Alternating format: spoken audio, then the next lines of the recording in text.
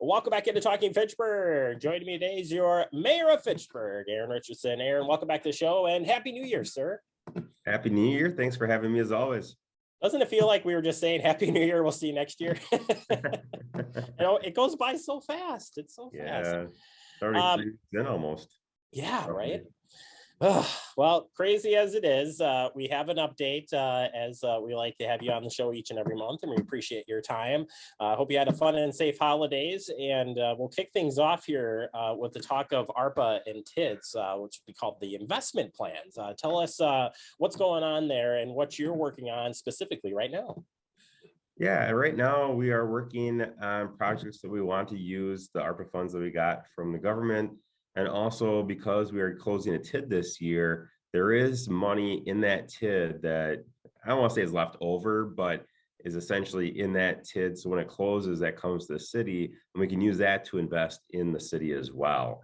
It's one-time funds, and so we want to make sure we're doing kind of a one-off projects, things that don't have recurring expenses.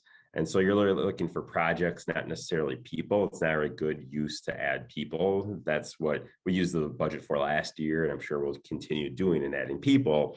But it's great for investments in infrastructure or materials, or one of the things we're probably going to have on that list is making sure that we upgrade the Zoom and meeting equipment in our council chambers, and also in what's called our Genie Ceiling Room, so we can continue to provide meeting access to residents throughout the city.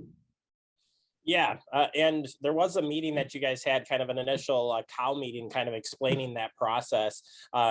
When you're, so kind of walk us through that decision process of what you're doing, and then moving forward, how these projects come up. Will you put them through budget, CIP? How does that work?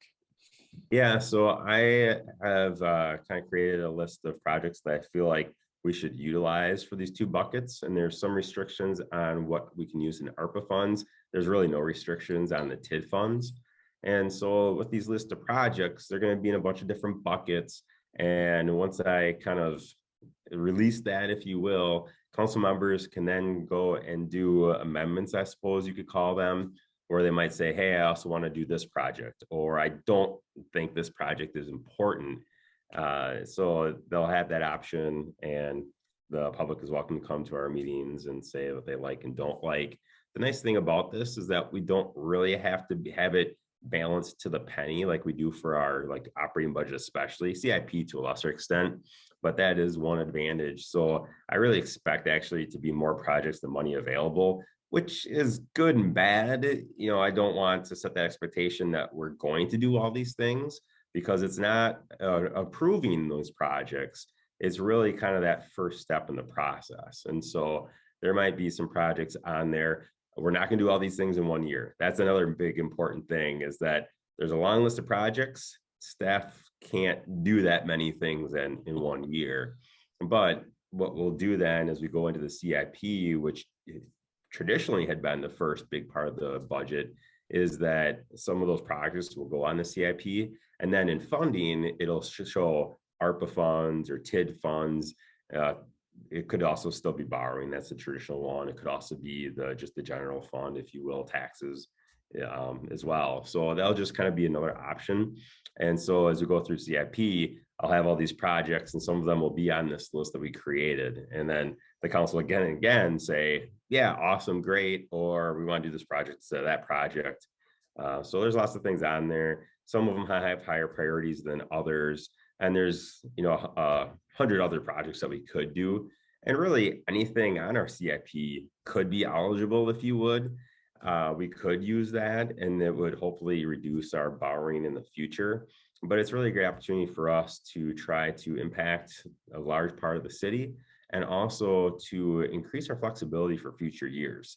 So if we can get a bunch of projects that we were supposed to borrow for and use this money instead, that enables us, if we have to borrow money in the future, to do that. We want to be very careful about what we're borrowing money for, but it does give us that flexibility in future years. I appreciate the breakdown. I think that helps kind of pull it all together here. And we are working into our CIP, capital improvement plan is coming up. So on top of you guys working on that front, staff is just getting underway with updating that. For people who aren't familiar with that side of things, although similar to what you just talked about, how does that plan work? Yeah, CIP, the capital improvement projects, those are generally big projects. Generally, not always, but generally, hundreds of $1,000s, millions of dollars, plows, a lot of equipment, those types of things. And so the different areas of the city, different departments submit the requests. And then kind of similar, I go through those, and we do have more of a budget for that. And I do need to keep it to that budget. I release that. Again, council can say, we would like to do this instead of that. They can pass amendments, and then that feeds into our operating budget. And that's really the final step. And that's where the rubber hits the road. Anything can really change until we pass that. And that would be the final step. But the CIP is an important part of that because we have a lot of needs. There's a lot of big projects coming up, and you've seen a lot of projects in the past. I mean, that's really where things like Fish Hatchery Road were originally put into, and you saw where that is. So we're really looking long term. It does. I like to think of it as a roadmap, being our department head here for Fact TV. We use it as a roadmap for those big projects that are coming down the road. But all of this will unfold right here on Fact TV. So stay tuned for that. And as you roll out the investment plan, we'll be sharing that and look forward to more updates on that front. So thank you for that update. We appreciate it. Quickly, Town of Madison, that is coming up now faster than ever. We're finally here on the year that it will happen. What is staff internally working on right now as we get closer to coming together? I think pretty much every department in the city is working on something with Town of Madison, and they're meeting on a regular basis. Some are more intensive than others, but we're constantly talking internally, talking to the town and also to the city, and making sure that we're all on the same page because the end of October is when that transition happens. And there's lots of moving parts to that. So we're continuing to do that. We're going to continue to share information on our website. There's a webpage for that. And we'll be doing some outreach to the people who live in the town of Madison that are coming to Fitchburg as the year goes on as well. And just want to make sure that things are as smooth as possible for them. And they hopefully love being in Fitchburg as much as I do. We all do here, Mr. Mayor. So we appreciate your update today. Thank you so much. And we'll look forward to checking back with you next month. All right. Thanks for having me. You bet. That is your Mayor of Fitchburg. We check in with him monthly, and we'll keep you up to date on all the latest information that he just talked about. We do that every day here on Talking Fitchburg. Take a quick break. More to come. You're watching Talking Fitchburg.